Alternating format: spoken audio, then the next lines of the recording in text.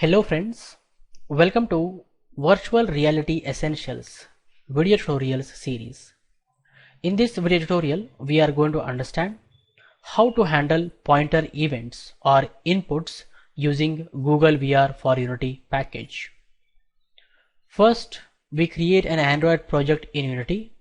We create a new 3D project in Unity, and then we switch the project to Android platform by going to File menu, Build Settings. We choose Android platform and click on Switch Platform button. I minimize it. I'm going to search for Unity Hub. I click on Unity Hub. You can see that Unity Hub is launched. I click on New button. I choose the version. Then I select 3D template. Then I give the project name VR Demo Project. We are going to save this project at the desktop. I click on Create button. It is creating VR Demo Project at the desktop. You can see that VR Demo Project is open inside the Unity editor. At present, target build platform is set to PC, Mac and Linux standalone. Let me change it to Android. I go to File menu, Build Settings. I choose here Android platform. Then I click on Switch Platform button. I close the window.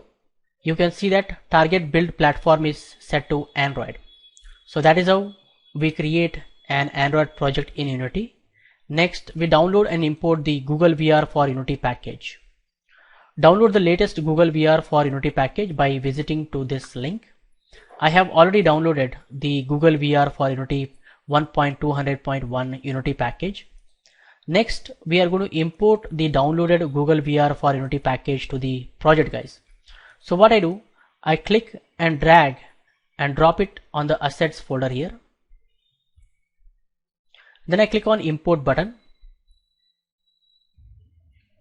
Once Google VR for Unity package is imported, you can find Google VR folder inside the assets folder. Next, we convert our Android project to virtual reality supported project by going to Edit menu, Project Settings. We select Player and go to XR Settings section, check the virtual reality supported, and then we add Cardboard to virtual reality SDKs list. What I do, I go to Edit menu, click on Project Settings, then I select here Player, then go to XR Settings section, check virtual reality supported. Next, we click on the plus symbol and select the Cardboard. We add Cardboard to virtual reality SDKs list. I close the window. Next, what we do? Next, we convert our Unity scene into VR scene. We are going to convert our normal Unity scene to VR scene. At present, our sample scene is the normal Unity scene. If I click on the play button and hold down the Alt and move the mouse, you can see that the world is not rotating at all, right? Nothing is happening actually. I stop it. So we have to convert our normal Unity scene into the VR scene. To do that, we drag and drop GVR editor emulator prefab to the hierarchy window. So what I do, I search for GVR editor emulator prefab. I drag it and drop it into the hierarchy window. GVR editor emulator has the camera controls, guys. If you hold down the Alt and move the mouse, we can look around the scene. If you hold down the Control and move the mouse, we can roll around the Z axis. That's what the GVR editor emulator does. It takes the control of our main camera. Next, of course, we need to add the GVR event system prefab to the hierarchy window. So let's search for GVR event system prefab and we drag and drop into the hierarchy. GVR event system is responsible for handling all the events triggered. I select the main camera and click on the play button. Now our main camera is going to be taken care by GVR editor emulator. That means if I hold down the Alt and move the mouse, you can see that we can see left and right. We can see up and down, right? Who is doing this? It is done by the GVR editor emulator, guys. And if I hold down the Control and move the mouse, you can see we can rotate around the Z axis actually, right? We can roll around the Z axis. So that's how the GVR editor emulator and GVR event system are used.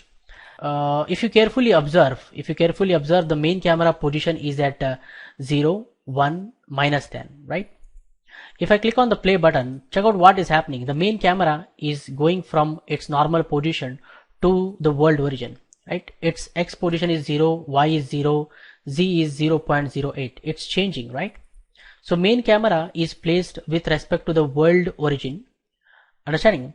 It is moved in X-axis 0 units, in Y-axis 0 units, whereas in Z-axis 0.08 units away from the world origin, guys. I stop it. If you want to place the camera wherever it is, okay, in the same place if you want the camera to be, if you don't want the camera to be moved to the world origin, what you have to do? We have to create one empty game object. We create one empty game object, we name it as character, and then we make the main camera as the child of the character. And then we select the character, go to game object menu and say center on children. So what do? We are going to create one empty game object. I go to game object menu and say create empty. And then we name it character. Okay. And then we make the main camera as the child of the character. We select the character. At present character you can see it is at 0, 0, 0. I go to game object menu and say center on children. The character value is set to 0, 1, -10. And now the main camera has value 0, 0, 0. That means main camera is now placed with respect to the parent. Understanding? It is exactly at the parent's origin. When I click on the play button, now the main camera stays in the same place. It is not shifting to the world origin. You can see that, right? So that is how you make the main camera to stay in the same place where it was. Okay, next what we do?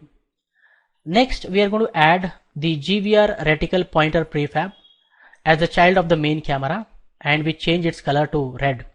So let's search for the GVR reticle pointer and drag and drop on the main camera. GVR reticle pointer is now the child of the main camera.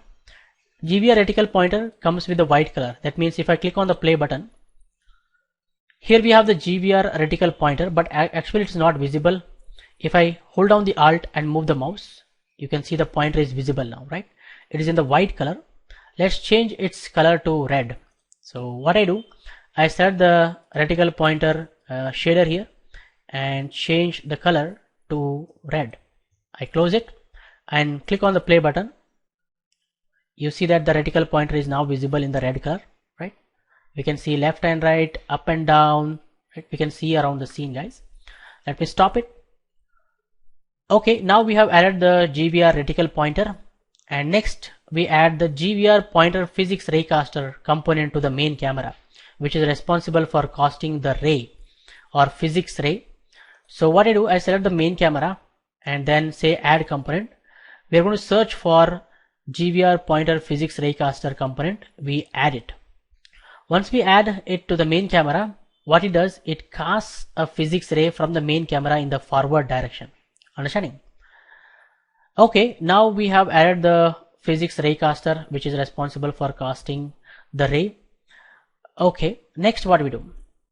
Next we are going to handle the pointer events, okay, or inputs. First we create one cube. Let's create a cube. I say game object 3D object cube. You can see that the cube is created at the world origin. Its X is 0, Y is 0, Z is 0. Let me increase the cube size. Let me say here 2 by 2 by 2. You can see now the cube is visible here in the game view also. That's good. Next we are going to create an empty game object. We create one empty game object with the name cube controller. So I'm going to create one empty game object. I say game object create empty, and we name it as cube controller. Okay, and then we are going to create the script also with the name cube controller. We are going to create one C# script with the name cube controller, and then we attach it to cube controller game object. Understanding? So what I do, I go to assets, right click, create folder. I name it scripts. Inside this folder we keep all our scripts. I open it. I right click, create C# script. I name it cube controller. we have created a cube controller script. We select the cube controller game object and we add cube controller script to it. Okay, we have added a cube controller script to cube controller game object. Okay, next we are going to write this code. We are going to write this code.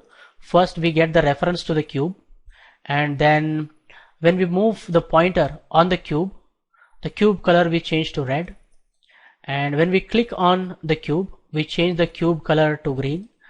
When pointer exits from the cube we change its color to blue. So let's write the code. I double click on cubecontroller.cs file to open it inside the Visual Studio. Next we are going to delete the unnecessary code. I say here public game object cube. Now this cube is publicly available, that means it is available in the inspector. We are going to assign the cube in the inspector, guys. I say Control S to save, and I go to Unity. If I select the cube controller, you see it is asking for the cube, right? We are going to assign this cube here later. Let me go back, and then I say public void on pointer enter. I'm creating on pointer enter function, guys. Okay, and inside that I say cube dot get component. We are going to get the renderer component of the cube, and then we get the material, we get the color, and we set the color to color dot red. On pointer enter, cube material color should change to red. I'm going to copy this and paste down. I say on pointer click. When we click on the cube, what should happen?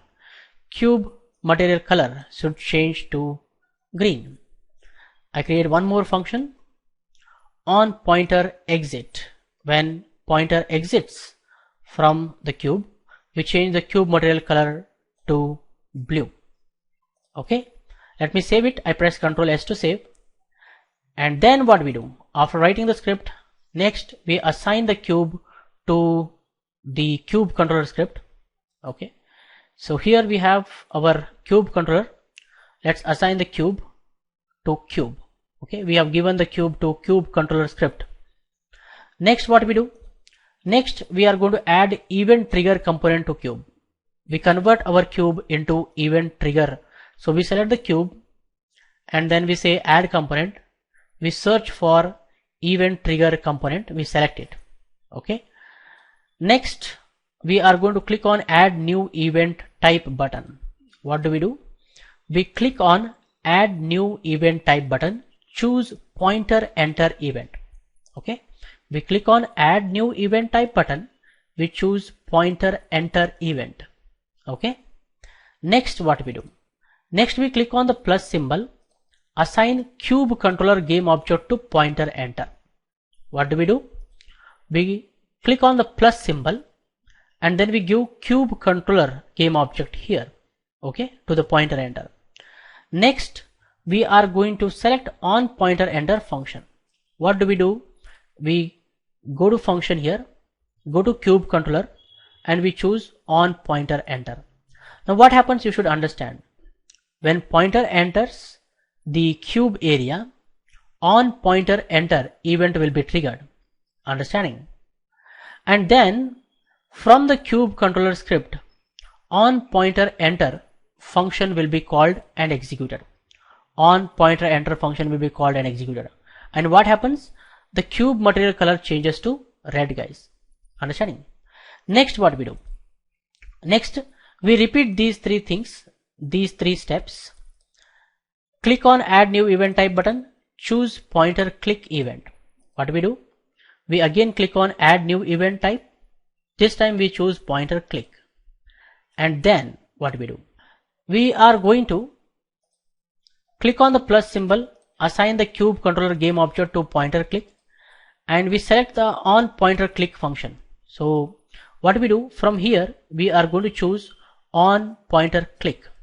That means when we click on the cube, pointer click event will be triggered. From the cube controller script, on pointer click function will be called and executed. On pointer click function will be called and executed. So material color changes to green. Understanding? Next, what we do? We again add new event type button. Click on the add new event type button. Choose the pointer exit event. Okay, and we choose on pointer exit function this time. I click on add new event type. This time I choose pointer exit, and we choose the function on pointer exit. Okay, next what we do? We just click on the play button. Let's click on the play button. You can see that when pointer enters, the cube material color is changed to red, and when pointer exits, you can see that the color is changed to blue. Red, blue, red, blue. And when I click, the material color is changing to green, right? The cube color is changing to green. Pointer exit blue, pointer enter red, pointer click green. So that is how we handle the pointer events or inputs in Google VR, guys. Let me stop it. We can save this scene. I go to file and say save. You can see that sample scene is saved. If you want, you can build and weave it inside the Google Cardboard. For that, you are going to follow building and weaving VR application steps. First, you add scenes in build settings. So whatever the scenes you want to make the part of your VR application, you have to add them to build settings by going to file menu, build settings, add open scenes. So I go to file menu, build settings, then I say add open scenes. So sample scene is going to become the part of your VR application. Next, we go to edit menu, go to project settings, go to player. Then we set the company name. I'm going to set Chidres Tech Tutorials. If you are not working for a company, if you are a student, then you can write your own name here. And then we set the product name, VR demo project. And then we go to other settings section, and there we give the package name in the form of com.companyname.product name. For example, com Chidres Tech Tutorials is the company name, and the product name is VR demo project. And then we also set the minimum API level to API level 19 or above, you can select. So what I do, I go to edit, go to project settings, I select the player here, and we give the company name. I give here Chidres Tech, TUTORIALS, Chidres Tech Tutorials, and then I give the product name VR demo project.